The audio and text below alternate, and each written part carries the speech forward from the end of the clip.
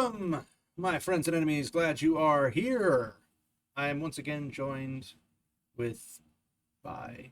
I always screw that line up. I am joined with by Great Pilgrim. Do it twice in a row. With Pilgrim's back. There we go. There we Hello, go. Pilgrim's back. I'm back, I'll be back back. again. Yeah. Oh, I'm not. So we are here to talk about the lovely rings of power that we absolutely don't despise with every bone in our body because they just keep bastardizing it in Absolutely every way love it. possible. Yeah, fun. All right, so Simply love the fun topics. I had asked Pilgrim before we started recording, what would you say it. is the greatest sin of rings of power? And what did you say, Pilgrim? Orcs being good and having families. Yeah. And one might have the initial reaction to say, well, of course orcs have families. How do you think they make orcs? It's like, okay, well, let's break down what a family is first and foremost, because the biggest problem is going to be understanding what a family is and what a family isn't, and what orcs do. So a family is a unit of, well, parents and their descendants, or ancestors and their descendants, kind of a thing. Um, by that metric, technically speaking, yes, orcs have quote unquote families. They don't keep track of their lineage, though. They don't have any actual familial relationship with their spawn, because that's what they are, spawn, not kids. They're spawn. Um, their interaction with the female persuasion is not a pleasant one. It's actually quite not pleasant. It's everything that everyone on both sides of the aisle would be totally 110% against, except for those freaks who read Milking Farm. But aside from that, what is a family? Well, a family is usually a father, a mother, and children. That's the family. And if there's absence of kids, the family would be the husband and wife being a unit. Like they are the unit, they can produce more offspring, but it's not necessary for them to be a unit. The unit is the two of them, just like their parents were a unit before they had kids. So, family unit. Orcs go about reproduction a very not freaking great way. So, uh, Some would say illegal if using well, today's rules and laws. I mean, it wouldn't be technically illegal then because they didn't have a law on it, but No, that's what I said, not using under today's Morgoth. laws. Using today's laws, it would definitely be all the things you do not want sexual reproduction to involve. So, Hmm. and honestly, we don't even know how bad it was because it could have been so bad where the female persuasion was dead at the end of it after the birthing and stuff, or maybe they were kept in some very unsavory manners. Um, we're not sure because it's not brought up ever. So we don't really know the uber details, but we do know the behaviors of orcs, and we know that they're not loving or kind or anything good. But but Rings of Power said that orcs don't want to go to war. Rings of power loud. What? What? So I found in, or I didn't say I found, Pilgrim found, and then I had to go search for it, and then I found it. um, Hmm. in the letters of Tolkien, my fancy dancy. I'm not gonna look it up because I have it. Well, I guess I can't look it up because I have bookmarks in it. Letters of J.R.R. Tolkien, which I did actually go over a lot of this stuff, not this particular topic, but about Balrogs and whatnot, last night in the live stream. So, and I should say last night, as in this is being recorded early for Friday release, but last Monday. Um, so already had it out, but I did find this little bit when we're talking about the creation of orcs and whatnot. Um, talking about the Diabolus Morgoth and what he did and started making things for himself to be their lord. These things would then be, even if Morgoth broke the supreme ban against making other rational creatures like elves or men, because you're not supposed to do that. That's why Ale got in trouble with the dwarves but Eru noticed that he didn't do it to lord over them, but to share knowledge with them. And thus, basically, he prevented Ale from destroying them, and then saying, I'll make an exception because your motives were pure, even if your method was not, which was not listening. Um, but they can't be awake until after the elves. That was the rule. Um, they would at least, or they would at least be real physical realities in the physical world, however evil they might prove, even mocking the children of God. Now, I'll point out you can find this in letter 153, Letters of Tolkien.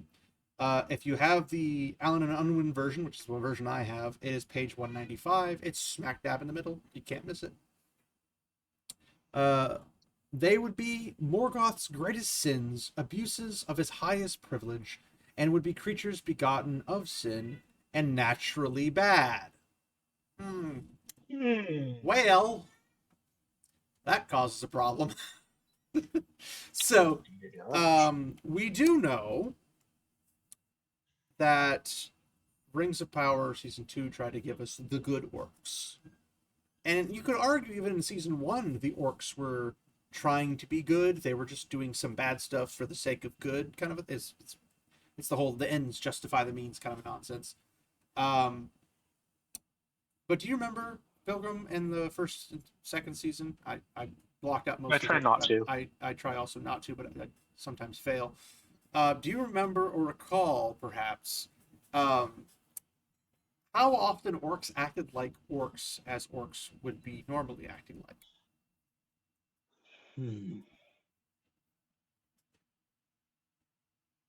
Twice off the top of my head. Well, I mean, just saying, like, on the regular, like every time we saw a shot of orcs, would you perceive them to be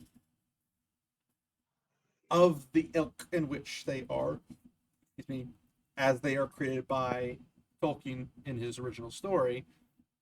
Or would you see them as that they're trying really hard not to do bad stuff because they want you to sympathize with them, kind of a thing?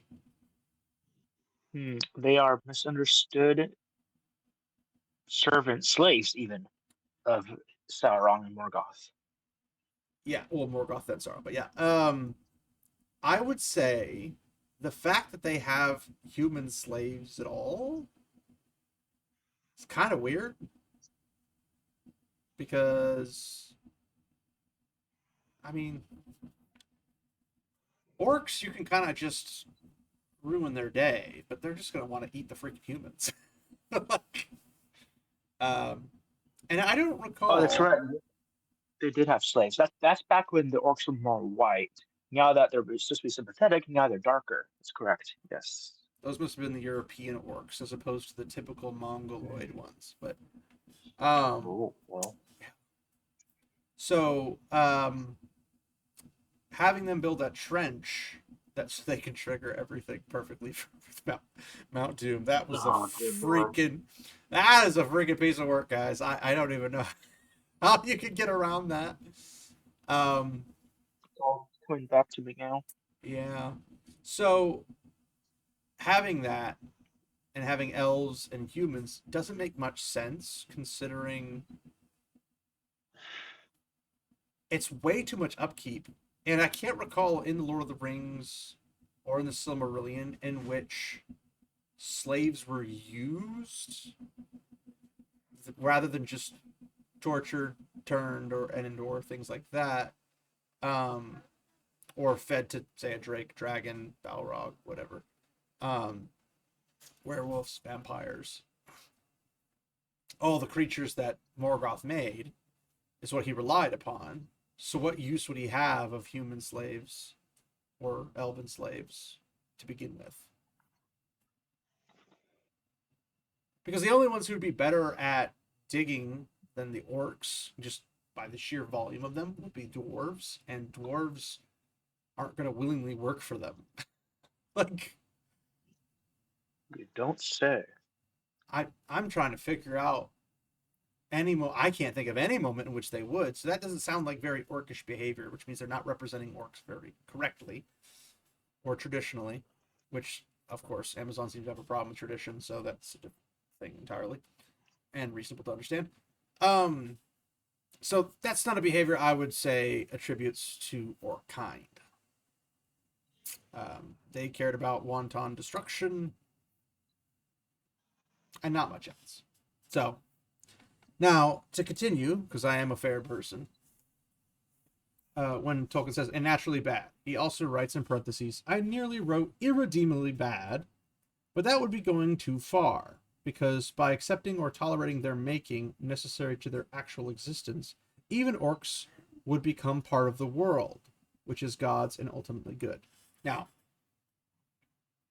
this was a quotation note specifically in the letter that Tolkien wrote. Here's the problem for the naysayers on orcs are bad. They're still bad.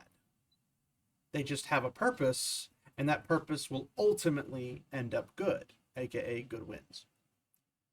It's not a complicated concept. It's not even a very difficult one theologically. If you have any inclination of Catholicism and or Christianity as a whole, uh, all things work together for the good.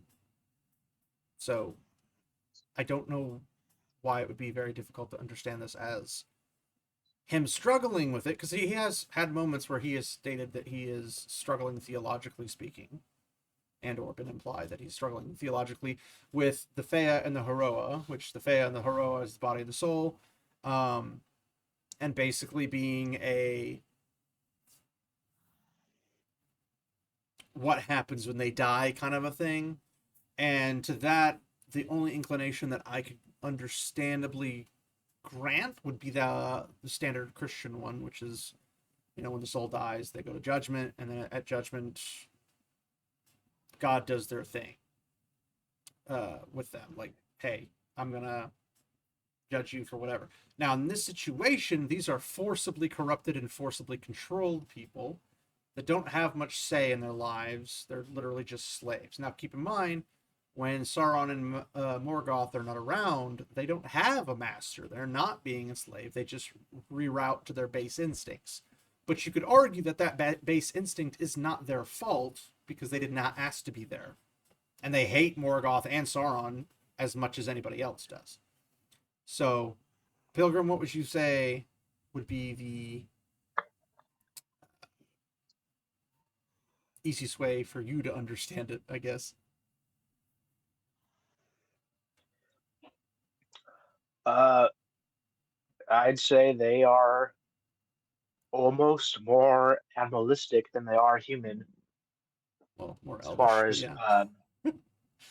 or elvish, yes, capability of good or evil.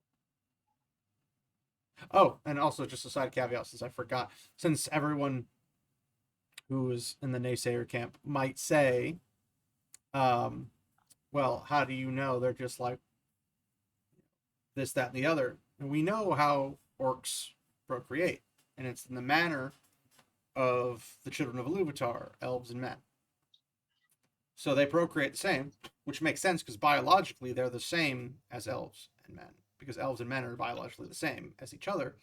That's how they can breed and have offspring, aka the lines that we get from Baron and Luthien, Elwing, and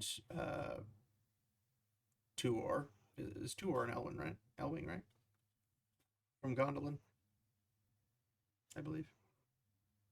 I'm blanking out for some reason.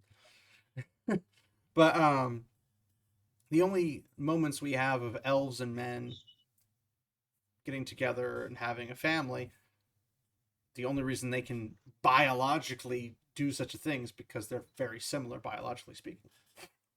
So to come to that conclusion, we already know that they procreate the same as men and elves. So when the orcs are twisted, one could argue that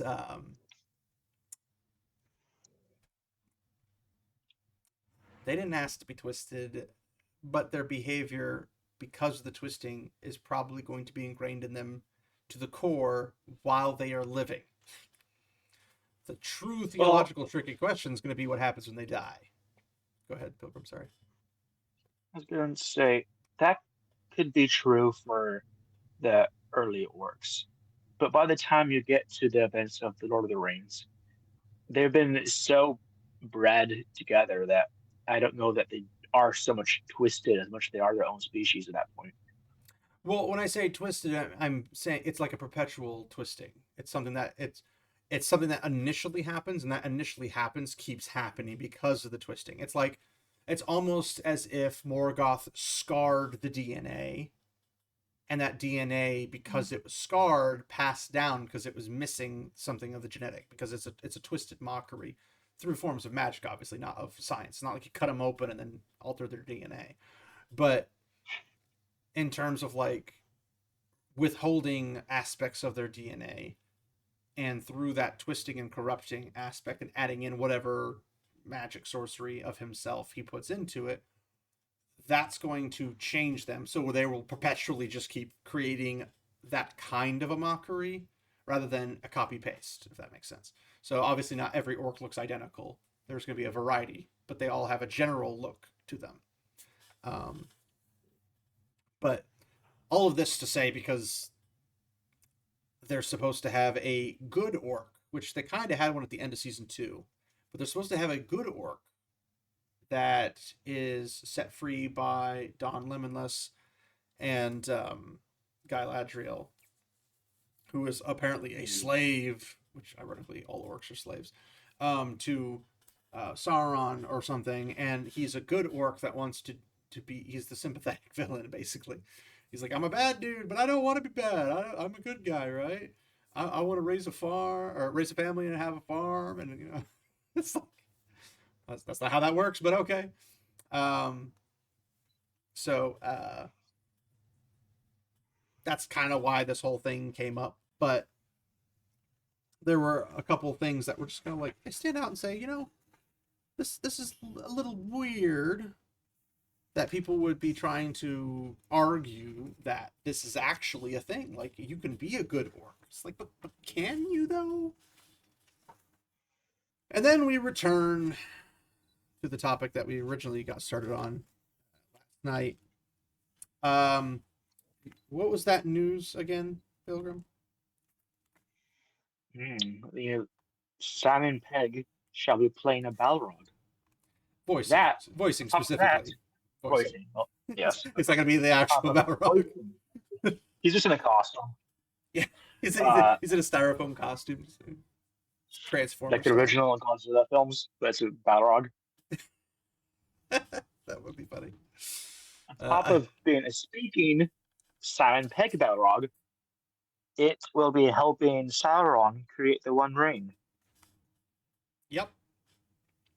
Yay. Which means it somehow is leaving the Mountains of Mist, or the Misty Mountains, I guess. Mountains of Mist is Wheel of Time. The Misty Mountains, and going all the way to Mordor. And then going all the way back to the Misty Mountains, and then burying himself again. Assuming that it is the same Balrog. Yeah, they may say, well, there's a second Balrog. You could argue that, but here's the problem. Balrogs, as few of them as there were, I mean, there wasn't like 2 of them, but there was like less than 100. Question. Are you going to try to bring lore into this to explain why there couldn't be more than one Balrog? It's not that there couldn't be more than one. It's the fact that it's okay. When the Balrogs flee and hide themselves, they went and played hide and seek, basically. This would be equivalent of 2 Balrogs hiding in the same corner of the building. Just like, no, this is my spot. You go away, go away. Like, but also, we know the Balrogs have different shapes, so they wouldn't look the same. So if this is the same as the one from the movies, they look the same because they basically took the movies, rebuilt them, and then are using that type of thing. Then that would be the argument that it is the same, because they wouldn't look the same otherwise. Inherently. Well, they might have similar feelings. Huh? So I do not think they know that. I don't think they do know that. Do they not have a flashback of a Balrog fighting an elf, and that's what created the Sumo Yeah, rules. it was like a lightning strike that hit the mountain, and then Yeah, and dude. it created Mithril, which Oh, that's apparently, right. It's Mithril. yeah, Dude. yeah, it's a world of hurt when it Yeah, comes to accuracy. it's right. It's right. But Yep. if this is the same Balrog, he leaves his home, I should say hiding spot, in the Misty Mountains, goes to Mordor, to Mount Doom, to help make the One Ring. I mean, maybe he'll mention to Sauron that this thing called alloys exists. Um, and then he's going to finish it, and then he's going to go right back to the Misty Mountains and bury himself again.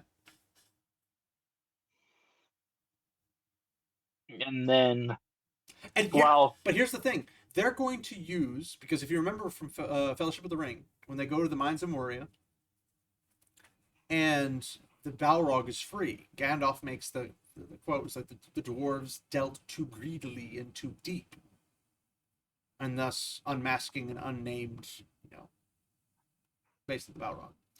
And but they're going to say that happened in the Second Age. It's like, oh, no, no, no, no, no, no, because what we had at the end of the second season with the dwarves, with the king of the dwarves sacrificing himself to basically go oh, one on dude, that's one. right. Doran died.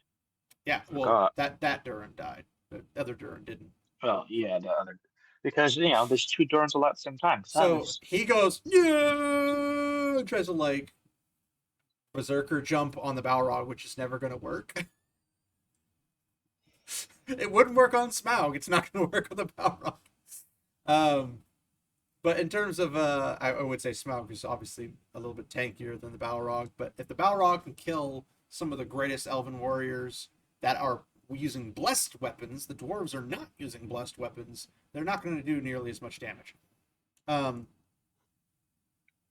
and the ironic part is, he could have left with his son, because that little hole's too tiny for the Balrog to get through.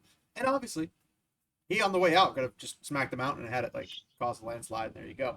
But here's the problem: they're gonna take that scene with Durin giving up his life as they dug too greedily and too deep.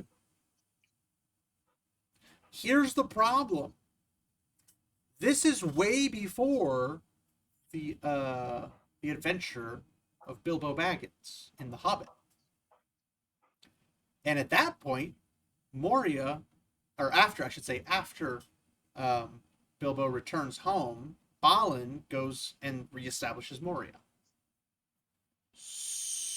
So the Balrog couldn't be there. It's after that that they unearth the Balrog.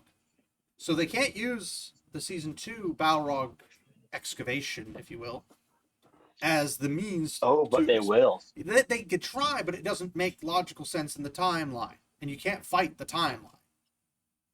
I, Well, have you seen them doing that the entire show?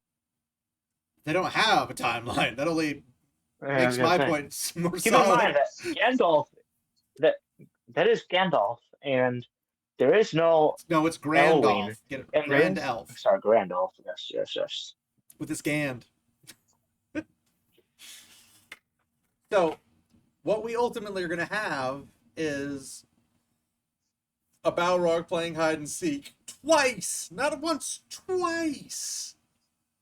And I can almost guarantee you they're not going to show the Balrog die. And if they do, they're trying to say it's a totally different Balrog, which again is Balrog's hiding in the same corner of the house. Now, there could be more Balrogs out amongst the world, but the odds of two of them being in the same mountain range, it is a big mountain range. I'm not going to deny that, but to say that they all hid in the same spot is kind of like, well, it's not much of a hiding spot if everyone's hiding behind the same boulder and their tails and horns are sticking out or something, right? Like Their wings. that. I specifically did not say wings because Balrogs don't have wings. Well, I will fight anybody on that. Like, if you claim to understand the English language, you know the Balrogs don't have wings. It's the most obvious English comprehension you could possibly have. because similes Hmm. exist, and if a simile exists, Well, it means it's not the actual they thing. may not have wings, but do they sound like Simon Pegg? Well, yes. Well, there we go. I don't even know how you have a Scottish or Irish or whatever he is. I think he's Scottish. I don't even know how you have a Scottish Balrog. But speaking of speaking, we have a thing here in what letter was this? Okay. 210. Is it 210? Yeah. So in letter 210 in the letters of J.R.R. Tolkien, section 20 of his complaints about Zimmerman's reenactment, or not reenactment, alleged attempt at making this, and thank God he didn't make this. Okay, so this letter is about Tolkien responding to Zimmerman, had the first script he wanted to make into a movie, and these are a whole bunch of sections that are related to things in that, because apparently Zimmerman was only doing Fellowship and Two Towers. He wasn't doing Return of the King. I don't even know if this was supposed to be live or if this was supposed to be an animation, because the animations came before or after this script came through. So, but here's what he had to say about speaking Balrogs. But it's not all speaking Balrogs, and we'll get to that afterwards because we talked about this last night again, last Monday stream. The Balrog never speaks or makes any vocal sound. That's in italics when I change my voice. At all. Above all, he does not laugh or sneer. Zimmerman may think he knows more about Balrogs than I do, but he cannot expect me to agree with him. I love his witty responses. Tolkien is a man after my own heart. So, the Balrog in the Mines of Moria never speaks or makes any vocal sound at all. Like he's just a menacing aura who's there to kill. That's it. Which is pretty much how it's depicted in the Fellowship of the Ring, except for the roaring aspect. That was theatrical in nature. That wasn't. That's to give you like I mean, I'm seeing a giant burning humanoid would be terrifying as it was, but especially when Gandalf says, "You're all useless here. You better get the frick out." This is a foe beyond any of you. Swords are no more use here. Do as I say. But yeah, so Pilgrim and I, him text, me talk, at the live stream, talked about this. Because Pilgrim, if you recall the instances in which the Balrogs did their mocking of certain individuals in the Silmarillions, Yes. Whip that out. Excuse me while I whip this out, and I'll keep talking while you're looking. Excuse me. So It is after Hurin is defeated, yes, and the Balrog bounds him and drags him off to Morgoth, binds him, but yes, mocking him as he goes. yeah. So Balrogs do speak, but in the particulars of Fellowship of the Ring, he does not. So, in the differentiation of that, is that the Balrog not speaking and knowing how Simon Pegg speaks, I just can't see how this is gonna work. Unless he comes in just to go rawr. But then it's like, okay, why get Simon Pegg? Yeah, Simon Pegg's just a strange option to begin with. I don't fully understand it. I mean, I assume it's just for the articles and the attention of, oh, look, Simon Pegg is in this. I'm just glad Come they watch didn't. our I'm show, just glad they please. didn't get Seth Rogen.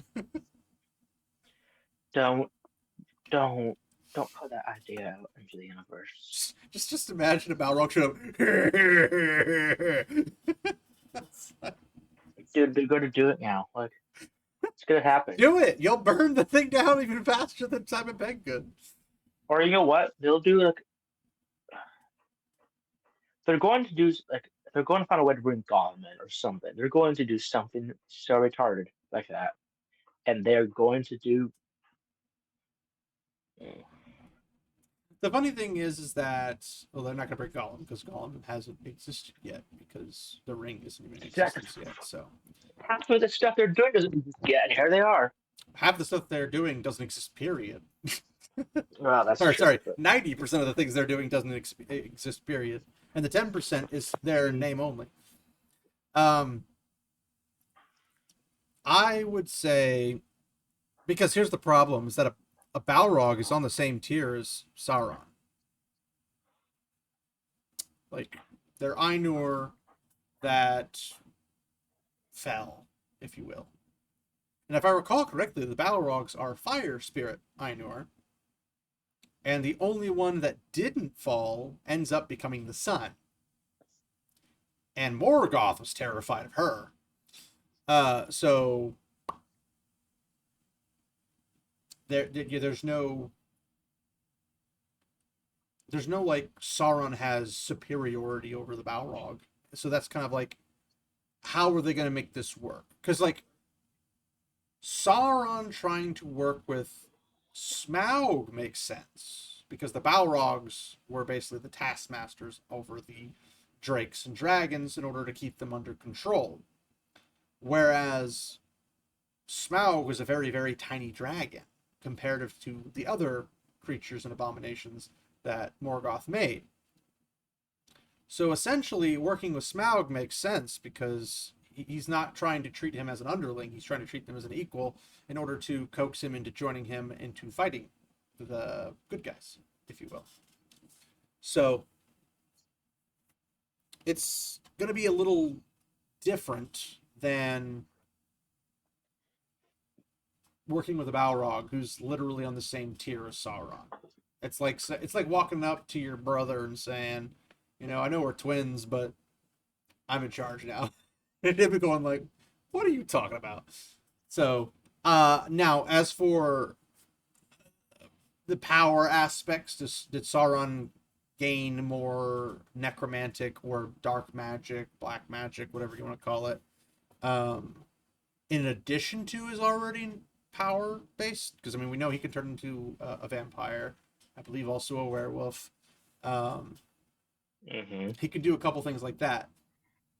But he does get to a point where he can't do that anymore because obviously he did what Morgoth did, which is put too much of himself into his creations to basically control it. So in terms of that relationship, I don't see that really going anywhere. I guess is the easiest way to say it, but well, it is what it is. Um, Wait,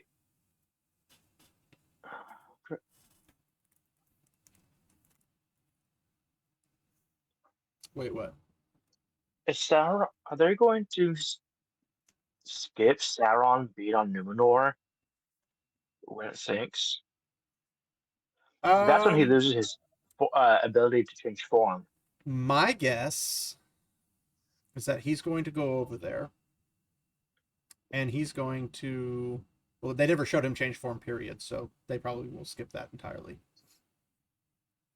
He's been Halbrand the entire time. No, remember when he grew hair, became well, Well, supposedly an Avatar. if you're talking about the Venom symbiote aspect, yes. But if you're No, talking, there's that, but no, I mean when he was Halbrand, he showed after Halbrand, he showed up in Oregon oh, it's Anatar, you mean? as Antar. I can't remember if they actually called him Antar or not, but he did have like They the referenced blonde the hair. whole Lord of Gifts nonsense. Yeah, like 5 times. You could say it's a gift, and I'm the Lord of the Gifts. Hmm. You could say alloy because I am a black, Just some kind of Bronze Age. which is funny because he technically served under Alley and learned craftsmanship because of that. So that's a funny nonsense. Yeah. Oh, I also have another aspect to add, which is ironically right before the Balrog stuff. So number 19 on whatever 210, letter 210. 210. Why does Zimmerman Yes. put beaks and feathers on orcs? Orcs is not a form of ox. AUKS. The orcs are definitely stated to be corruptions of the human form seen in elves and men. In other words, humanoid. They are, or were, squat, broad, flat-nosed, sallow-skinned, with wide mouths and slant eyes. In fact, degraded and the repulsive version of the, to Europeans, least lovely Mongol types. So much for them being black. But okay.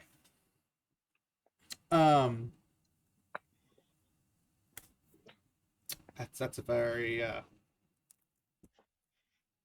understated aspect that people didn't really bring up, because obviously memorizing the letters of Tolkien is probably not on the same tier level as memorizing the actual story. So yeah, but It should be if you are I mean, creating a show. But, well, I mean, whatever. it should be a reference point. I don't know if it's ever going to be something where, like, I don't know if you could find a single person out there and be like, yeah, I have the whole letters of Tolkien memorized. But there's too much, and Strange. it's very distinctively different. It's not the same as lore. It's commentary, and commentary is rarely memorized to the extent you might remember a paragraph here, a paragraph there. You're not going to memorize all pages are in this thing. 463 pages with all the billions of citations in there as well. So I'm not going to fault anybody for not memorizing stuff, but I am going to fault you if you didn't take your actual time and do your due diligence to read it and be like, okay, nothing we're doing is going against this. But obviously the showrunners... Especially Oh, go ahead. letter 210. It is all about Tolkien critiquing a potential adaptation of his books. Also, I need to talk I about... feel like that should be a cornerstone of your ideas, your script, you should at the very least if you're not step adapting. on those toes of those whatever, like 40 different things he had. So yeah, I agree. Yeah, you'd think maybe. Now, speaking of adaptation, let's talk about what adaptations are and what adaptations aren't. So, Pilgrim, what are adaptations not? Well, it is certainly not Rings of Power. I'm talking about It adaptations, is not. not an adaptation of a story. I'm talking, what is an adaptation? Ah, well, it's Like the when you take. actual adaptation thing, not this thing turned into this thing, but like, what is an adaptation? Because I can tell you a lot of people don't know what it is. Wait, can you repeat that? You said it's not. So, an adaptation, it's a method. It's not a thing, if that makes sense. It's not a proper noun. It's a process. So, for example, when Wheel of Time came out for Amazon, that cursed show, people were talking about the one-to-one adaptation and this and that adaptation, and then they were releasing these memes of Rand and Matt talking to each other, and Rand saying something, and then Matt going, "That's not how adaptation works." Trying to say, because he was doing like Rand saying it needs to be one-to-one, and they're like, "That's not how adaptation works." Because the argument is that an adaptation is changing the source material when being made. Is that what adaptation is, Pilgrim? It is not. Would you like to tell us what an adaptation is? It is taking one thing and adapting it into another, the format. Yes, it is the format that is adapted, not the story.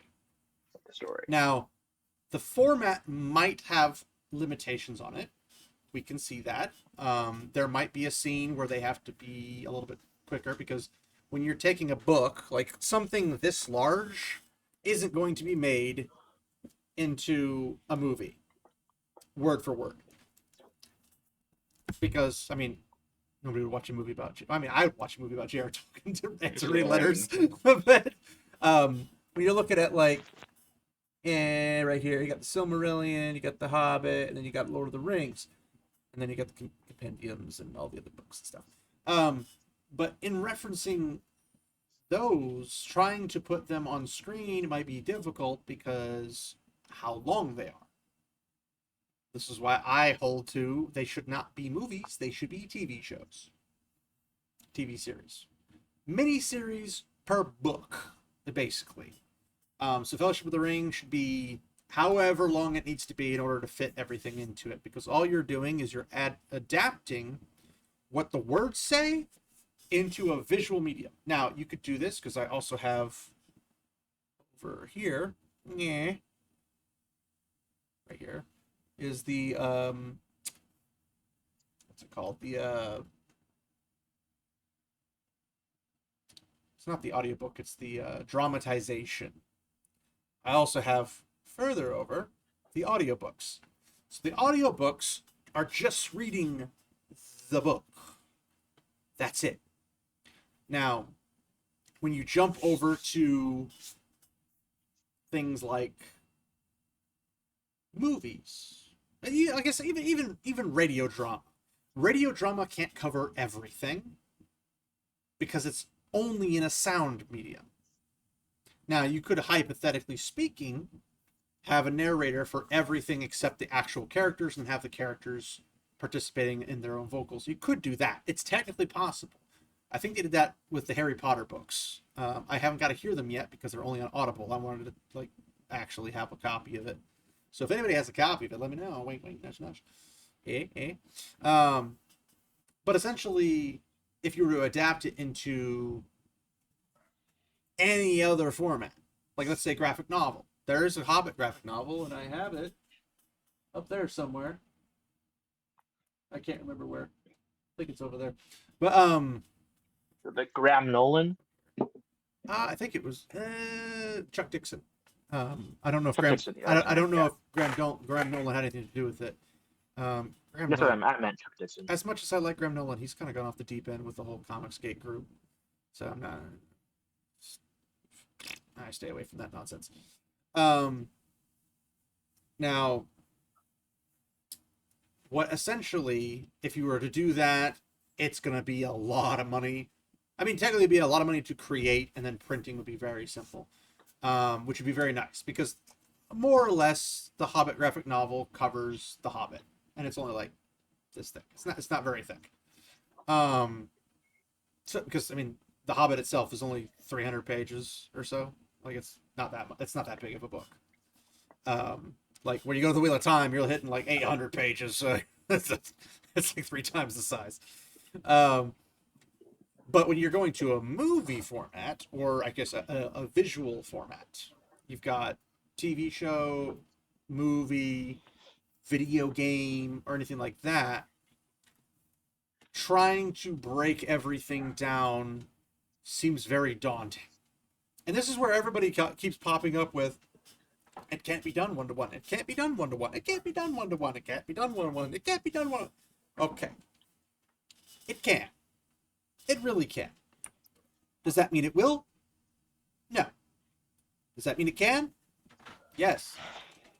I had this thought when it came to Wheel of Time, because there were the same naysayers stating vehemently that no, you could not one-to-one it because he talks in his head. And I'm like, you can visualize that in a way that lets you know it's in his head as everything goes around the world and people walk by and whatnot. It's possible.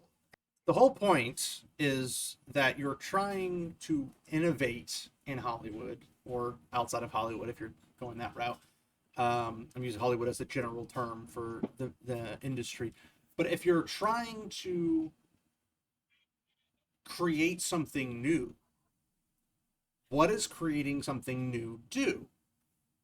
It breaks the previous, we're not able to do this, and creates we can now do this.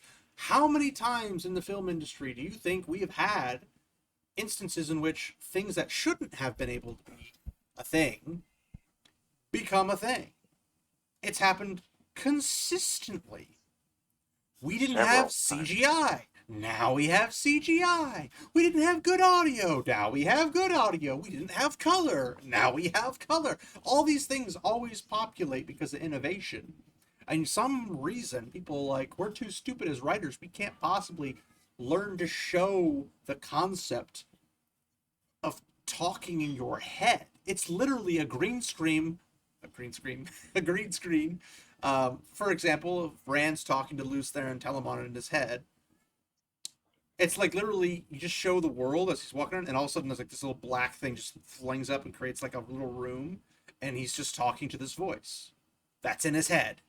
And then when he comes back out of it, snaps out and he's back to normal. Nobody else sees what's going on, but you, the viewer, know exactly what's going on.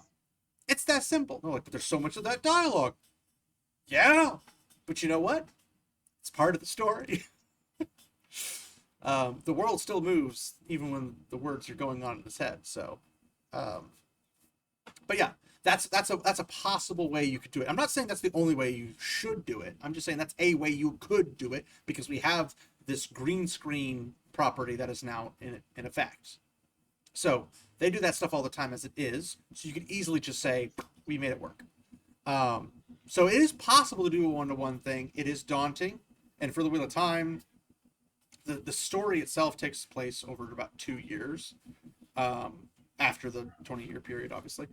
So when the official story starts, it's a 2-year story. You have to do like 15 seasons. That's going to take longer than 2 years to make.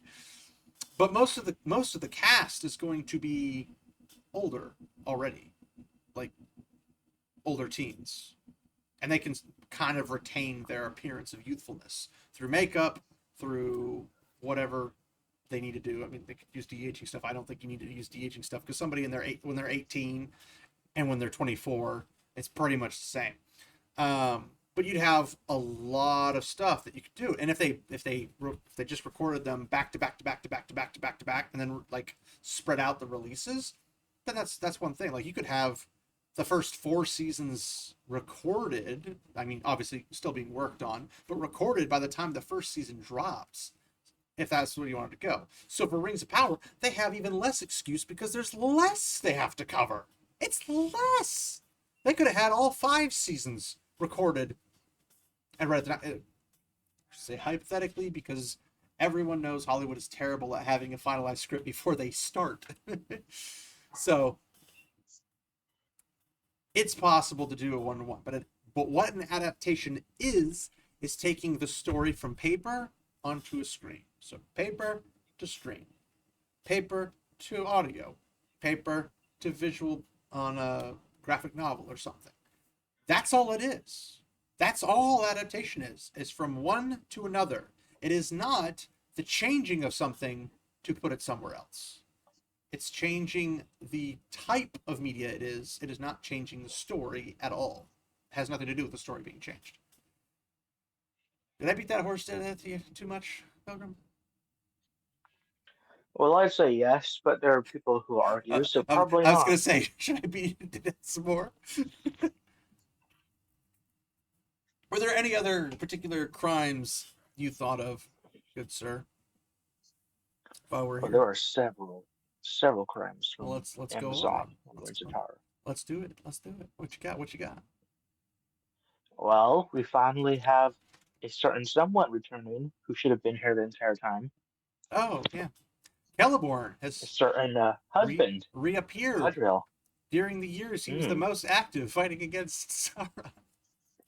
Well, there's something about that Uh, because yeah. The unfortunate thing is, the actor they have, I can't remember his name off the top of my head. I don't He's a know who it good is. actor, I mean, there's a lot of Jamie good actors. Bowers. There's good actors, and then there's good actors with bad agents, aka Henry Cavill. No, no, don't. I love Henry Cavill, but his agents hate him so much. Well, he's a well, yeah. Anyways, He's good to the fans, is what he is. yeah, he's a straight white male that doesn't hate on toxic quote unquote fans. And he's a So nerd that knows nerd stuff and actually yeah, loves the content he yeah, likes. literally the And can you antithesis of imagine if he was like in a Middle Earth story and he got some creative control? people back when they were announcing Rings of Power were like, what if we had Henry Cavill as like Feanor or something? And I was like, well, they're not going that far back, so that wouldn't work. But they wanted him I to, don't know if one was an elf. huh? I don't know that I'd cast him as an elf. There's not that many characters to cast him as, especially if you take him out of the elves.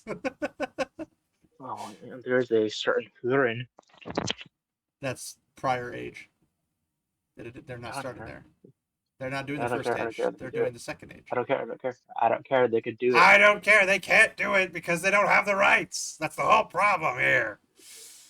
What does that ever stop them? They're not using Gandalf. I think they will, No. probably. They have Grandalf. Grandalf is what they have.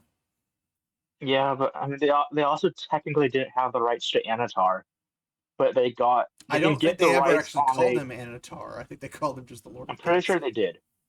I'm I don't know. fairly certain they did. Because they only had the rights to the appendices at the end of Return of the King. Yes, but I think they could get the rights to some other things on a basis per basis I mean, they could probably scenario. pay for certain aspects of things. And Let me allegedly, see. in this season, they got more rights to access more stuff. That's all I know. Oh no. But it's not that much. It's not. It's more stuff. What it actually turns out being, I have no idea because I haven't seen it yet. Did that's I hate the argument. Oh well, it's because they don't have the rights. That's why they changed it. No, no, did not. Then you don't do it. That's the correct answer. Yeah. The other argument I've heard, like why the armor looks bad. I heard someone went, well, you have to give them grace because they don't have better workshop, so they can't make it look that good. They could have And hired dude, Widow like, Workshop. I was like, first off, they could have hired. Also, Weta Workshop did not have Weta Workshop until they became Weta Workshop. Yeah. So basically, you just need to hire Like, the proper craftsman, and then you could have whatever you wanted. Now, I think Warner Bros. Bought Widow Workshop, didn't they? Or did somebody else buy them? I don't know if they bought. It might be part. Weta Workshop, I think, is his own thing. I know it's No, bought they out. got bought. Like Peter Jackson sold Widow Did they? Workshop. Pretty sure. Oh, that's disappointing. I mean, that was a long time ago. No, it can't be Warner Brothers because they also did stuff for the Avatar movies, which is Fox, now Disney.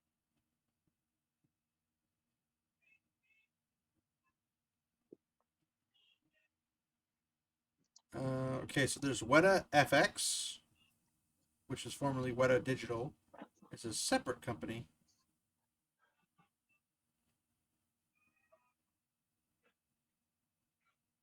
Um, Weta Workshop is a New Zealand creative studio and special effects house based in Miramar, Wellington. It is privately owned by co-founders Sir Richard Taylor and Tanya Roger. It is independent from Weta FX, formerly Weta Digital, a separate company specializing in digital visual effects and owned by filmmaker Sir Peter Jackson.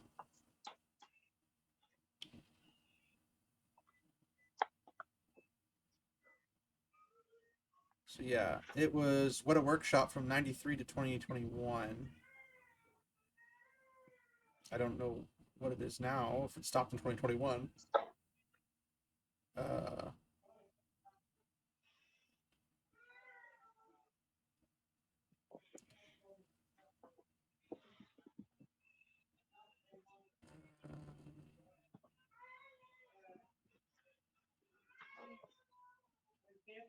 I just found out that the Weta for Weta Workshops is actually named after a New Zealand weta, one of the world's largest insects. Huh. Interesting. Well, there you have it. Yeah.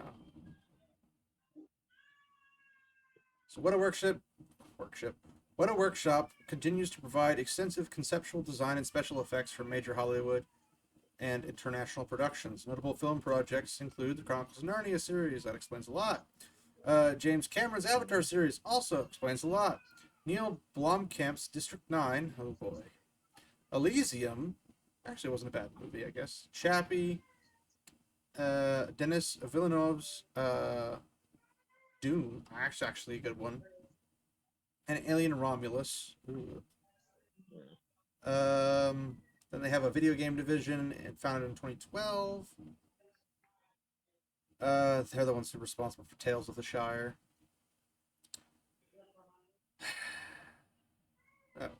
I wanted to like Tales of the Shire, but they don't know what they're doing. You know, could have been worse. Could have been Lord of Rings Gollum. They did fix the name at least. Oh well. It used to be It's too Lord of the late. It's Ring. stuck Now now. it's Lord of the Rings. No, I mean like Nope, but it's stuck. you can buy the product that says Lord of the Rings on it. So I don't know what they're called now since they stopped being called Weta Workshop in 2021. So it's been 5 years. Do they not just operate? They're still around. I don't get it. 2021's 5 years ago. Yeah, it's Yeah, it was. 2026. Huh. I'd be second guessing myself. I'm like, I just looked at the freaking calendar. Of course it is. So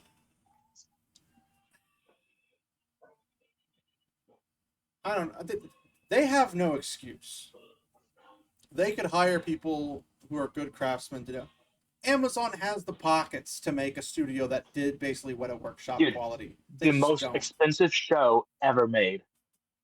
And they didn't even They put haven't money yet. into it. Like they could spend like 20% of their budget and have the greatest studio of all time to be made. Like, see, here's the thing. They paid a lot of money for just the rights, and then they had the seasons. But they're like, we're going to keep going ahead with the seasons. This is the perfect time for you to say, we're establishing our own equivalent of Weta Workshops, if we're not going to hire them. And we're going to have it for all of our shows from here on out. But we're going to put it actively onto I almost said the Lord of the Rings. That's wrong. The Rings of Power. We're going to just do that because it's worth the investment. And then if all else fails, we can just sell the studio if we don't want it anymore. They could have used it for real time for the upcoming Warhammer series. I could have used it for the Conan the Barbarian stuff if they ever actually went through with it, and or if they ever changed it and go that way again. They could have it even for things like James Bond. They could have it for literally any series that needs props. Yeah. It would make so much more sense. And it's cheaper for them to have it in-house than to go out of house. And I would argue that Weta Workshops probably doesn't have the same quality as it did back when the Fellowship Two Towers of the King was made. But nah, let's get like Spirit Halloween body armor. Bro, they had print-on long-sleeve shirts for the Numenorians that creased like a t-shirt. Like, bro, I can make better stuff than that, and I can't make crap. So, obviously, they can't make crap. So... Dude, I mean, 3D printers exist. Amazon has these resources. That would take a long time, though, if you do 3D printers. I mean, yeah, it was. But also keep in mind, the quality that Weta Workshop was known for, or became known for, was because they hand-did 10,000 armor pieces. That, like, connecting the rings for the ring mail and everything.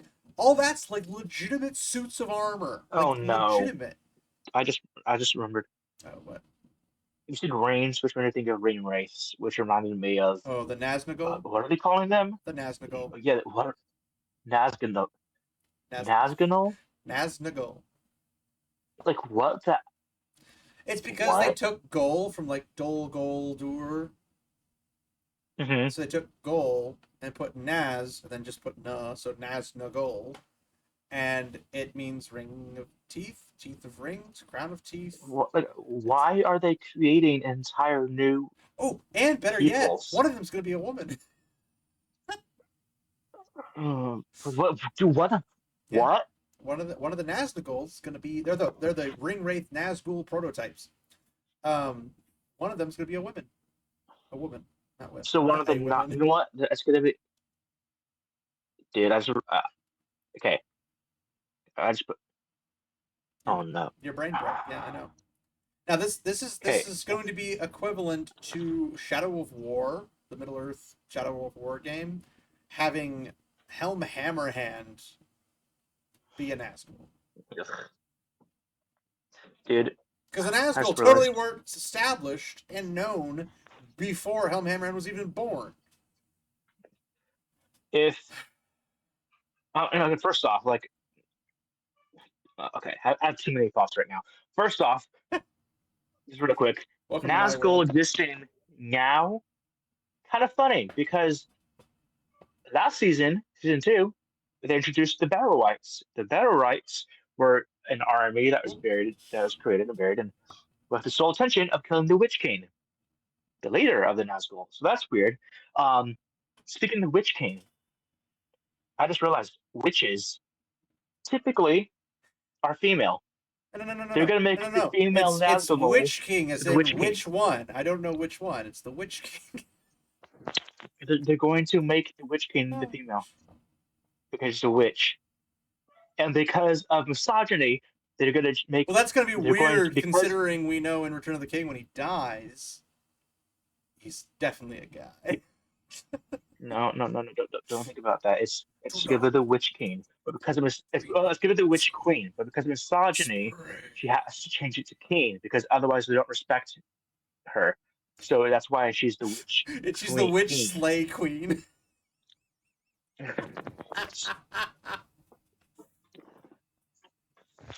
Dude, and look, why are they creating? Okay, not that I trust they could do it well, but why are they creating their own race rather than having It's not a race. Sauron slash Anatar, own kingdom or their own group, whatever? Why not have It's more of an organization. show us Anatar going around to the different kings of men and seducing them, or not, seducing in the traditional Hey, sense big that people think of, boy. but yeah. But, in the Anatar way into taking the reins. Like, why? I mean, from a Catholic Like, again, perspective, I that don't. would make sense because it's like, and they fell to the It's, dark seduction of homosexuality. well, I mean, they could definitely won't do that for the Uh, show because they have that. well, the thing is we didn't even get the rings the way the rings were. Like, they did all the rings out of order. I'm trying to remember, in Dude. season 2, did they ever actually make the 9? Because they did 3 for the elves, Yeah. 7 The for the nine were the last dwarves. ones. Like the nine were the ones that uh he was making like during the siege of Eragon, and then like Celebrimbor was like noticing the things because he's under the illusion, and Antar's like, no, everything's fine. Make the rings, rain, make the rings.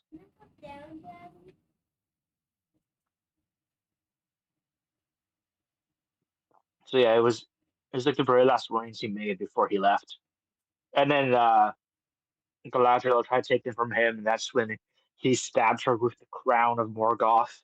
That she's supposed to be a call around Morgoth in the void, but ignored that, and then that's when she fell off the cliff and lived. Yeah, It's all coming okay. back to me now. It's still not I there need to for me. drink more. I still have it blocked out. No, but like, if he made them, here's the other problem: is that enough time has to pass for there to be kings, which they're not Numenorian kings because Numenor sinks.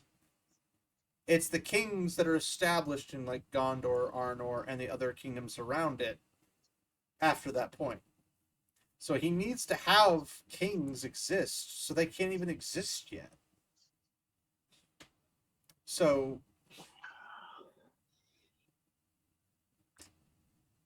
like, nothing they're doing is making sense in terms of what they can work with. But yeah, Dude, Nazgul. I hate this show.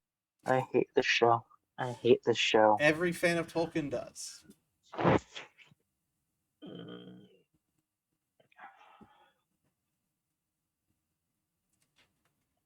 Mm, I might have to break out the whiskey. Well, we're not recording that long. Already longer than I was already expecting. But is there anything else Well, we that's want the way to? it goes around here. Is there anything else we want to jump on before we finish up? I don't think so. I mean, those are the big news. Is like The big news is that's the big news. Like Sandpeg Balrog, good orc. She with Galadriel, who's finally reunited with her husband after she tried to sleep with Sauron and had a thing for her supposed son-in-law.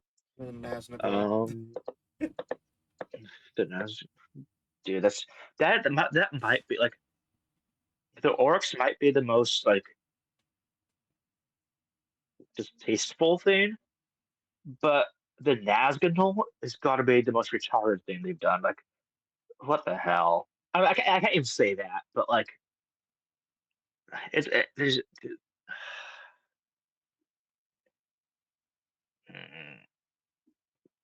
shoot, and it's 4 episodes at once. I don't know what they're gonna ultimately do because I can only speculate, but none of it's gonna be good. Same thing as season 1 and season 2. There's nothing. So If yeah, I if will if you say, were to be the most generous you could possibly be with a rating for the first seasons, you could never be higher than a 3. Like there was dude, nothing to the point that that would be valid to get a quality of anything outside of some minor cinematography aspects. I was gonna say at most, I think I could give it a 1.5. I think someone could argue two for music and cinematography, but there are some really bad shots and some bad CGI. So I'm gonna knock it down half a point and give it 1.5.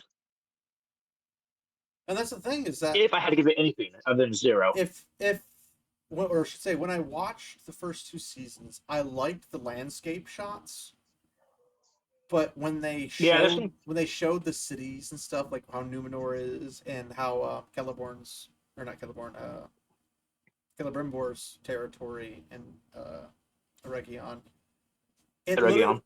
it literally looks like somebody darkened around it to set it into the landscape, which is what they Well, dude, did. and That's what they like did. They green screened it a that way. Region But changed, like the landscape changed from season one, season two. Like entire mountain popped up behind a Region between seasons. Like yeah, even though their own show, they can't keep it right.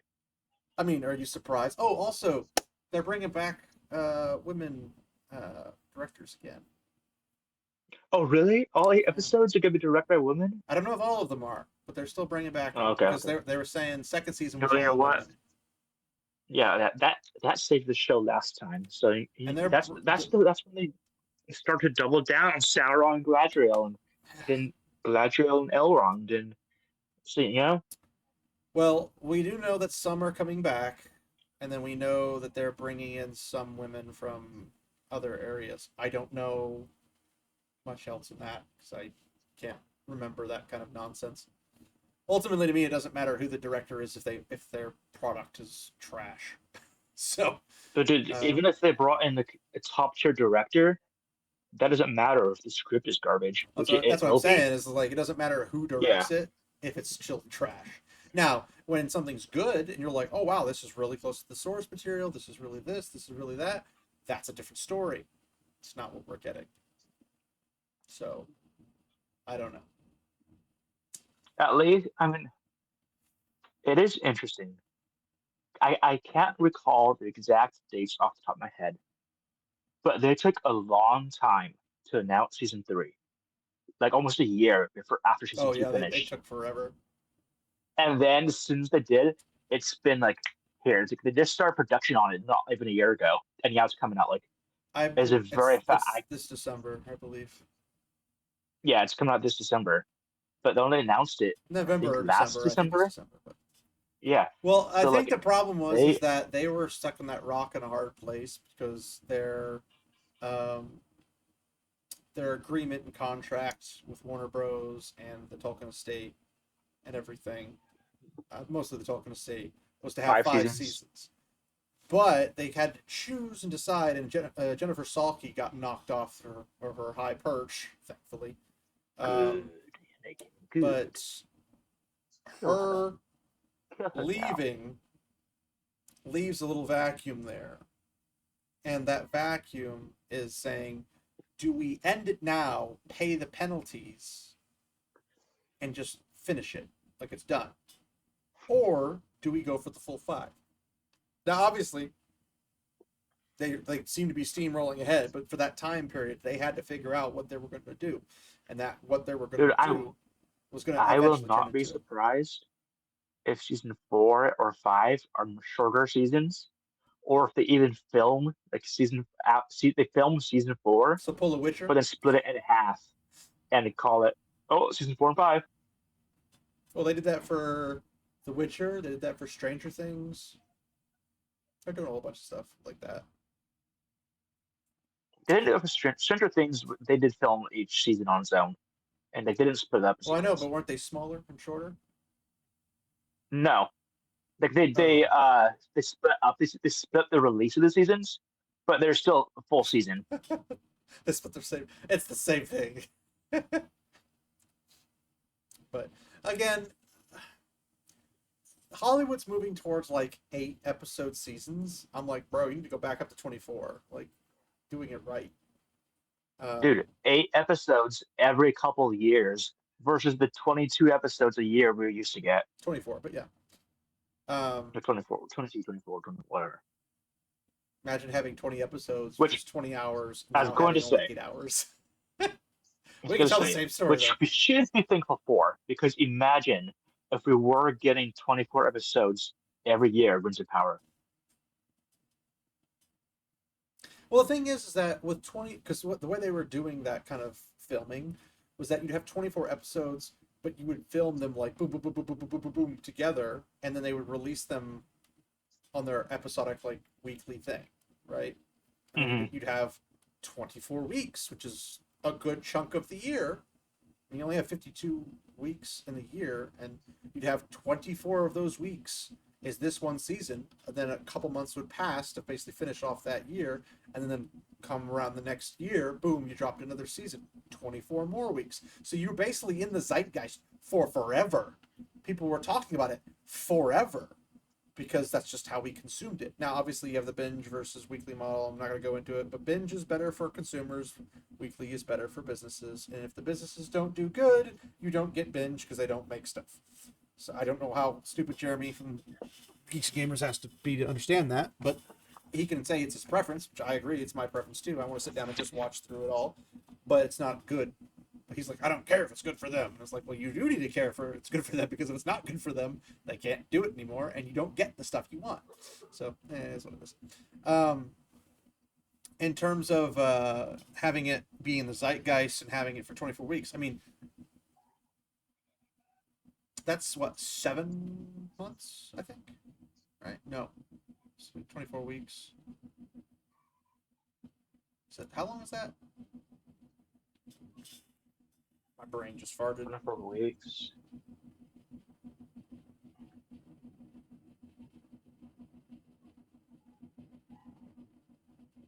No, yeah, that's about half a year. 6 months.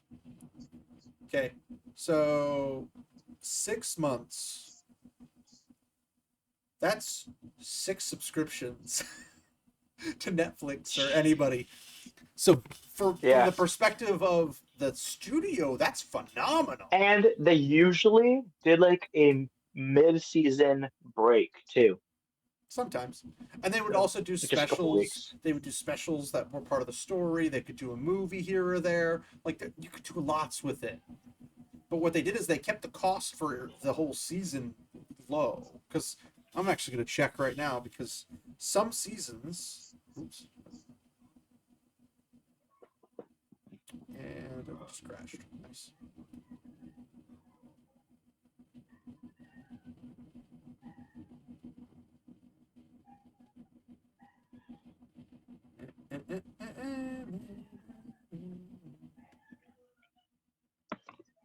All right, let's find out. How much did a season of Stargate SG-1 cost? 200 mil. No. 1.3 to 2.2 million per episode, for a total per season 26 to 44 million.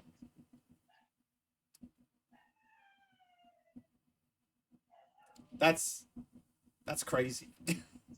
So 2.2 million let's go back to doing some maths. 2.2 times 24. So at the high point, you're looking at 52 million for a season. That's with 24 episodes, mind you. That's a lot of storytelling. And that's I don't remember, were they half hour or were they an hour back then? I don't remember. I don't know. I think some shows were an hour, some shows were a half hour. But you know Is what? that You adjusted for inflation? No. I don't know what the inflation adjustment would be. I'm not OMB reviews. Not inflation, bro. Well, I understand how inflation works, unlike Jeremy, but I don't do the maths in my head.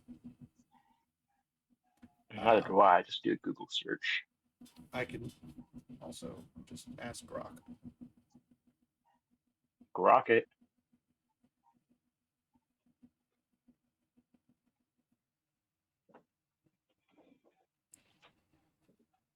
Let's just Grok with it.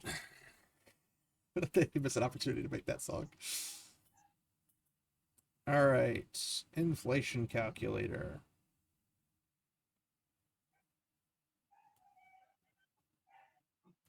I don't pay for Grok, so I don't get the ultimate speed. Same.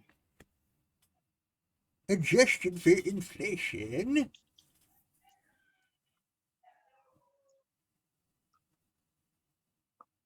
Oh, okay. So 2.2 million would be maximum 3.6 million. So 3.6. It doesn't change it that much. So Well, there's a basically, lot of it would go money, from but 50 million, or yeah, right, 50 million to 86 million. So 30 million difference. But here's the thing. You're getting 24 episodes. That's a lot of content. And the more content a series has, notoriously, people will come back to it. And they'll, you know, keep watching it. I mean, they do this with Friends, they do this with Suits, they do this with all these shows that have a lot of episodes. But when you have, excuse me, short series like 8 episodes, that's not a whole lot there to watch. And once you've watched it, you're not going to just immediately start it back up unless it's Lord of the Rings extended edition. Like you're not going to do that really. But the reason people go back and watch things like Friends or Suits is because they can have it playing on in the background as they're doing their tasks, or they might sit down and find an episode they like and enjoy it for the time period or whatever. And they can binge them because they're already made, but they're also a particular length. Now, obviously, Friends is only like 30-minute long type series because no one's going to watch Friends for an hour for one episode. That they wouldn't be able to write that. It's not that type of show. But when you're going on to this type of stuff, you want an hour. Now, Wheel of Time, they had episodes that were 30 minutes long, and they had episodes that were like an hour and 10 minutes long. They could not keep it consistent. They're like, oh, we don't have enough time. I'm like, you made an episode with 30 minutes long. That means you were missing a whole 30 minutes to put something into the story. You could easily work with that. But no, we can't have that. no. I went, because I'm an idiot, and I did a quick script up of what you could do if you took the main storyline of Wheel of Time and then put it into a particular season, how many episodes you'd need. I did with 5 episodes what they couldn't do with 8. So, because originally they were going to do 64 episodes for the whole series, which seems like a lot. It's really not that much, considering how long the actual series is. If you were to do books to seasons, like I was saying, how they should do it with Lord of the Rings and Silmarillion and all that type of stuff, if they ever do it, it needs to be a mini series. And a mini series you could get away with doing like 5 episodes or so. I think you should do more. But you could do 5 episodes at least if you have a really good scriptwriter and get the core of the story, the major plot points, and if you have to drop stuff, you can't. Now, if you wanted to go hardcore and put a lot into it, you could do like a 10 plus episode and then do 15 individual seasons. Um, but if you were to do that, you'd have a lot of episodes. But here's the thing: a lot of episodes of a really popular series, because it'd be popular because it would be good, would be a lot of people rewatching the series. That's money. So they don't think of that or care about that. Now, I wrote the actual story with actual people doing actual stuff. I even timed out like how many minutes per scene and everything there would be. Like you'd have this for 5 minutes, you'd have this one for 2 minutes, you'd have this one for 10 minutes, you'd have this for this for this, and I made them an hour long. Boom, 5 episodes, 5 hours. First season done. Basically, the whole first book done. But they couldn't even get things. Nice. They couldn't even do. I did this for the first 3 seasons. They couldn't even get places right. They'd be like, "Oh, we're gonna go to Faldara, way up north in winter country," and they made it a desert Oh, with sand. dude, like, okay. They also put How do you even do that? Like, quite eeasly. They just why don't know even? anything. Like, why? They also put What is the? the gap of what was it what's it called? Tarwin's Gap. They have Tarwin's Gap. It's a little gap where basically the Trollocs, the equivalent of orcs, but just bigger, scarier, stronger, had to go way, way, way, way, way around the map to come through this little itty bitty thing called Tarwin's Gap. And so they had tens of thousands of Trollocs come pouring through this tiny little gap. They had a wall built. There was no wall at Tarwin's Gap. And they were shooting like ballista shots at them, which is the freaking dumbest thing ever. Because it's obviously not going to work when you have 10,000 dudes pouring through. So like the whole concept was stupid. What the Shienarans were known for was their heavy cavalry. And so what they would do is they'd line up their heavy cavalry and they plow right through the Trollocs, even though being on their horses, they're the same height as the Trollocs. Trollocs are 8 foot tall. They're not fun. So you're supposed to fight Trollocs with long pointy blades, aka like pikes and stuff. And but they would use heavy cavalry and just cut huge swaths through, turn back around, send the reserves in, and then just basically rotate them out and just kill a bunch of Trollocs that way. That's how you're supposed to do it. Well, you can't do that if there's a wall there. They showed no cavalry. They had the putiest cavalry charge, and it was instantly just poofed into mist. It just doesn't exist. Like the Trollocs are climbing the wall because the wall, of course, is at an angle. Why is the wall at an angle? Who knows? But they're like all the arrow slits are basically like grip holds for them to just climb up. And I'm just like, what the frick is wrong with this? And then they used women to use, which they're supposed to be able to use magic, but these women weren't supposed to be able to use magic. They create a circle, and they use the circle to where it burns them out from their ability, like it kills them and burns out their ability to use magic. One problem: when you're in a circle, which none of these women would know how to do, when you're in a circle, you can't burn out. It has a built-in safety mechanism that you'll fall unconscious. You won't freaking die. No, they killed everybody. That's the dumbest thing. Like, everything was stupid about the series. Ah! Okay, real quick. Which We're past that point. show is more stupid? Rings of Power or Wheel of Time? I mean, they're both massively disrespectful to the source material and the authors. And actually, there was a quote in the Letters to Tolkien. I won't be able to find it now, but it was basically, I think it was about the Zimmerman thing. We're basically talking about is like, I'm insulted that all of this is happening and that he's ignoring the core point of the story to do this. Now, which one do I think is better written? I think that Tolkien does better writing than Robert Jordan. That doesn't mean Robert Jordan's not a good writer. It just means that Tolkien's the superior writer. Sure. Well, I just mean like, which one has the most like just blatantly stupid decisions?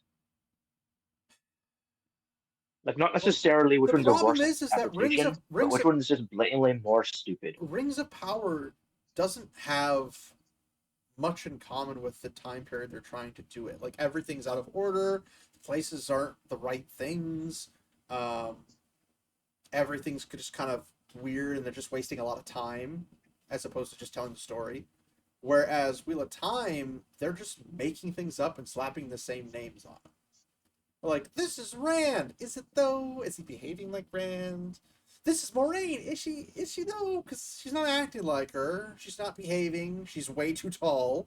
Moraine's like 4'8", and they're like, let's pick a person who's like 6'2". It's like, okay. Of course. And then they picked um Blood and Ashes, Loyal, the Ogier. He's supposed to be like 10 feet tall, and they make him freaking like 6 foot tall. Naturally. Because they didn't put any effort into it. They just put put a black dude in it, even though he's not black. But like, and he was one of the less criminal aspects of the show, ironically. But it's weird. He dies, which doesn't make any sense either. But he survives the entire series. Spoiler alert. Who do you think's writing the stories, guys? Come on, it's Loyal. But they had everybody acting in ways that they're not supposed to act. The Aiel are all supposed to be your people, the carrot head Irish soulless people, but they're all like 7 foot tall, Hey. and they live in the wasteland. And they're the best. They're the best warriors in the entire series, and they're one of my favorite people groups. But they made them diverse. Like, but he literally said, I thought it would be funny to have Irish tall people with red hair and dark eyes in the waste, basically like the Bedouin.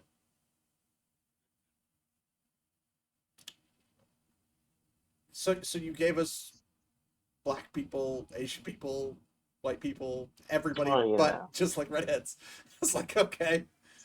Oh my gosh. And then the one episode they were supposed to get everything correctly.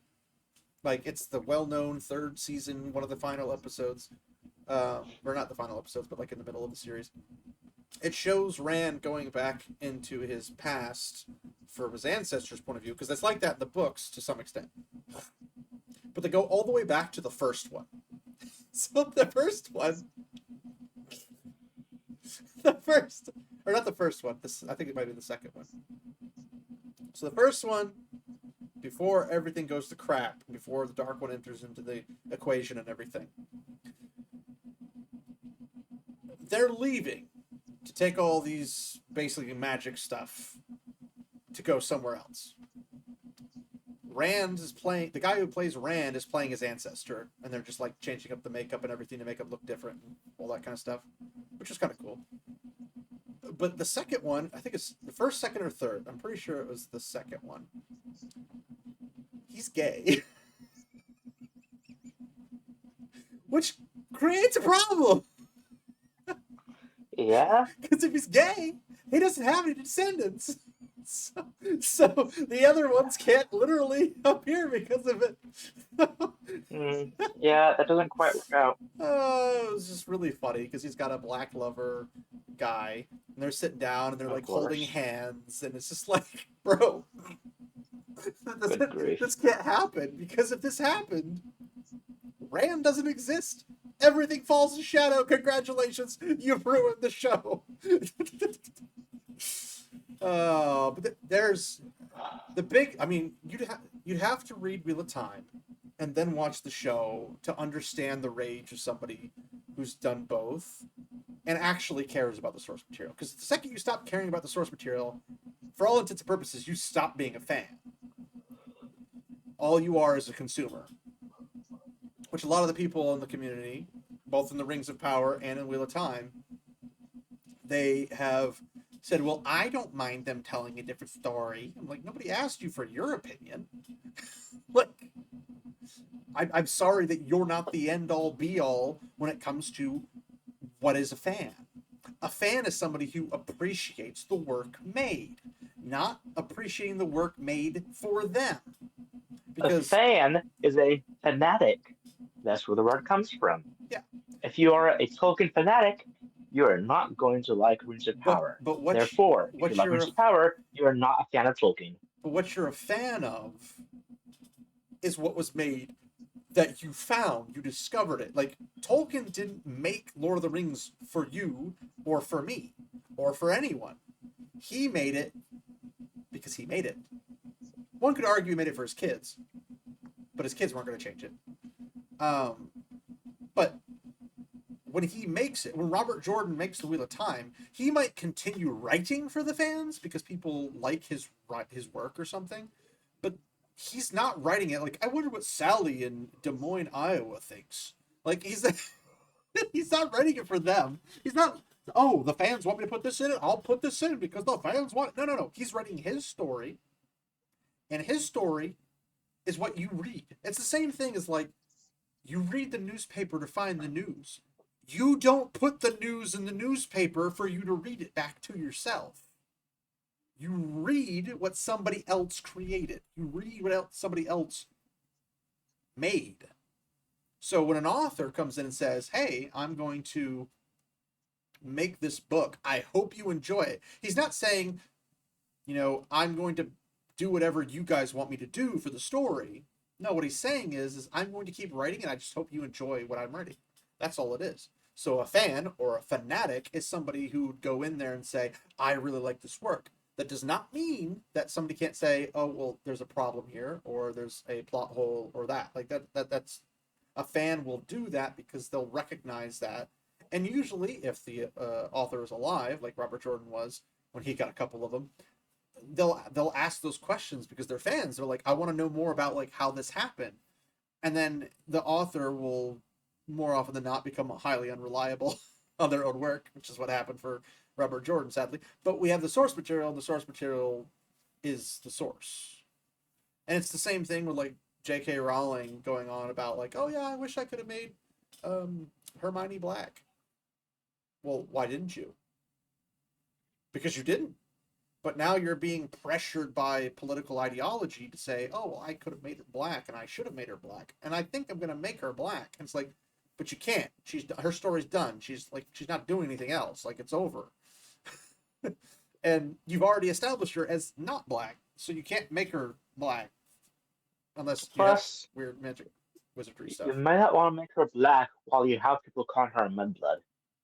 Just saying. Well, one of the funniest things I ever heard was the comedian was talking about like all the characters you could turn black in the Wizarding World of Harry Potter. And it's like, oh, the Weasleys. Oh no, you couldn't use the Weasleys because they're poor. They have lots of kids. They're poor. It's like, okay, you couldn't do the Weasleys. And they're like, oh, but you could do Hermione. Oh, except that one time when Dumbledore gave her a clock to remind her to be on time. It's just like going through all these people. It's like, well, you couldn't do this, you couldn't do this, you couldn't do this, you couldn't do Snape because it's racist. Except for doing Snape. Well, but funny you say that. I know, right? It's like you're going through all these things saying you can't do this because of all these reasons, and like that's the reasons a fanatic would come up with. Like you can't change this character because there's so much about the character already. Now there's other characters that are typically like not big characters. And then those characters, they're like, well, it's a freaking big. I was like, okay, well, you typically learn where are they from? Okay, well, they're from Britain. Okay, well, what is Britain notoriously full of? White people. But there's gonna be like, well, there's black people in Britain too. Not Like, well, anymore. there's white people in Africa, but you don't see us lining up the African wizarding world with freaking white people. Like it's just you typically stick to whatever is a population. So like in not the Wizard Wheel of Time, each society, each nation is a people type that share a phenotype. They're all the same. The only differences, like when you see differences, you see them because they're described down to their stature, down to their behavior, to the clothes they're wearing, their skin tone, everything about them describes them as I am this from this place. So you'll see the Terrabonners. They have their big, huge mustaches, and then they have a veil on their face because that's what they do in Terrabon. But when Terrabonners leave Terrabon, they keep wearing Terrabonner outfits because they're proud of being a Terrabonner. Even when they're on the other side of the world and say Kyrian. Kyrian, basically the French, are just a bunch of short people, like 5'3" type of people, 5'5" kind of a thing, and they all dress in dark clothes. Like it's described in the book. You can read the book and find out. You know what a Kyrian is. Now, the one exception to this rule, besides disguises, is Satala Anan, and she's an innkeeper, but she married into the Ebudari community. She's not Ebudari, and everyone who meet her notice she's not from Ebudar because she's not Ebudari. And she's like, "No, I married my husband who's a fisherman here." So we know when somebody's not from a place because they stick out like a sore thumb. So in the Wheel of Time show, every town, every village, every freaking like tiny community that hasn't seen another person in 16 billion years is the most diverse group of people you've ever met, which doesn't make any sense from a storytelling perspective, which is what a fanatic, aka a fan, should be concerned with, is that it makes sense because if it affects a story. Wheel of Time, people being from certain places is a huge deal because there are some nations that are racist against others. Tyr and Ilion hate each other's guts despite both of them being white. It's basically the Portuguese and the Spanish. They hate each other's guts and they're always trying to go to war with each other. Sorry?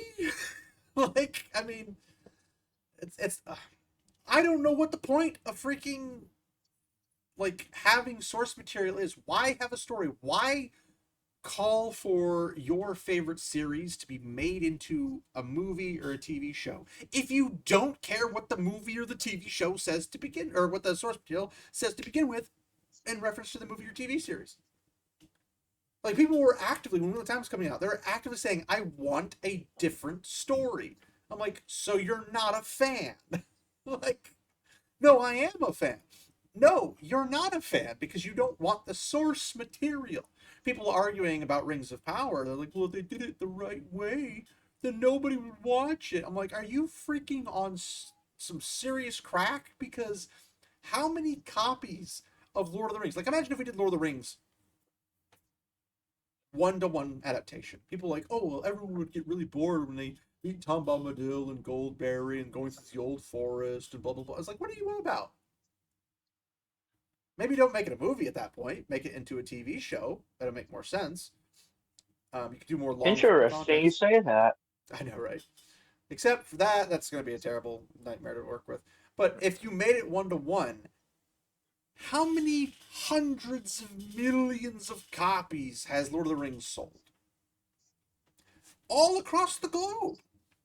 Every country essentially knows Tolkien's name as a household name, and everyone knows who Tolkien is, except for maybe the Middle East. And even then, they might have some.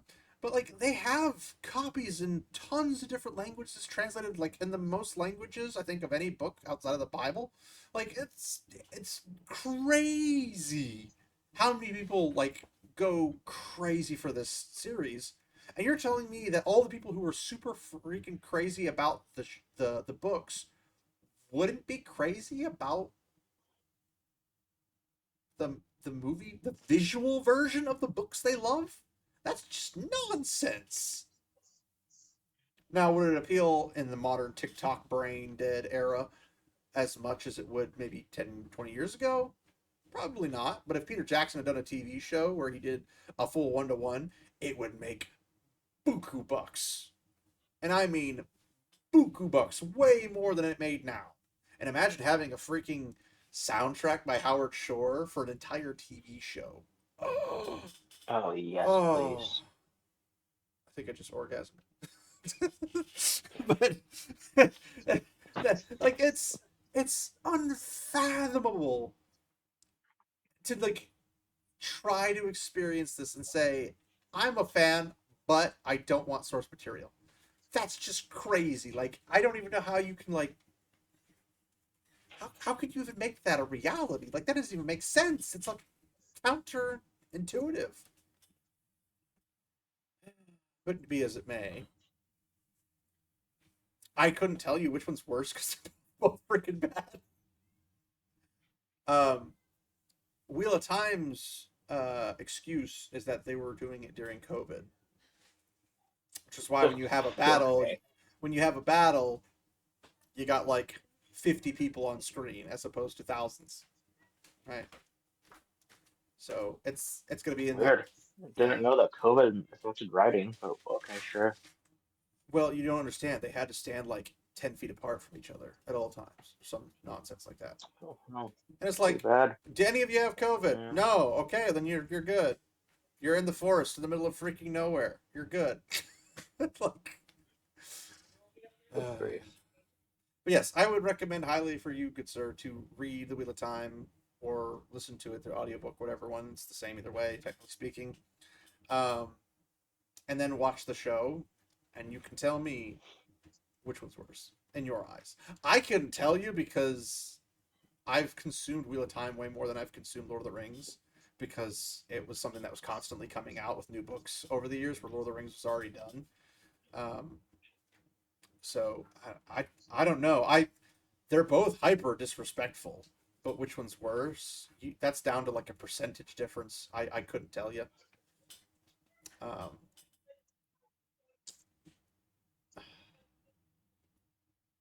I mean, both of them have characters with behaviors completely different from what they were. Gil-galad, he doesn't behave like Gil-galad. Galadriel No, doesn't act good like grief. Galadriel. Sauron doesn't act like Sauron. Celebrimbor doesn't act like Celebrimbor. Um, The nobody lore acts. doesn't They, act like the lore. yeah, they don't act like that. Whereas Wheel of Time, they take the names to all these characters, slap them on characters, and just assume that because I put the name on this character, that means that's the character. But literally, the first 30 seconds of the show, they're saying the dragon's been reborn, but we don't know if it's a boy or if it's a girl. No, no, we do. It's in the book's source material. It's a boy. And then they're like, "Oh, it's the men's fault that when they touch the one power, they make it filthy." And it's like, actually, it's the women's fault. I'd like to point that Yeah, out. It's the women's fault. Go figure. But of course, they can't say that because it's a highly feministic propaganda piece. But anyway, well, good sir. If you can't think of anything else, we can go ahead and wrap it up. I mean, there's always gonna be more to talk about, and especially with it coming out in 5 months, 4 months. About 4 months ish. It starts November, I think. I don't know if it's November or December, but it's one of those two. They've Pretty sure notor- it's November. they've done December, I'm pretty sure, in the past, but I don't know if they're sticking to that. Regardless, it's coming relatively soon, so Oh there will always be lots more to talk about going forward. yeah, and the Unfortunately, reviews. Gotta love reviews. So, indeed. alrighty. Well, thanks everybody for watching the video. If you did watch the video, I appreciate you. Um, thanks Pilgrim for coming on. As Um, always, thanks it's for having me. always fun stuff to talk about. This all have to be about the same topics, apparently. Um, we'll find something else later if you ever want to pop back on a video. There's lots of other stuff to talk about too. I just never got to it. So yeah, check out the description below to check out people's channels to see if there's anybody you would like to follow or check out on their own stuff. So that being said, the usuals. Leave a comment if you'd be so inclined about your thoughts, and leave a like or dislike depending upon which suits your fancy. And let me know what you guys think about Rings of Power coming out and the issues that we see it blatantly having. I believe you, you're saying goodbye. Yeah, Farewell. I mean, I can't Adieu. understand everything going. StreamYards is trash. I'd like to point that out. So thanks for watching. Leave a like, dislike, all that fun stuff if you do like or do not like. Comments about what you guys think. And as always, walk in the light, my friends.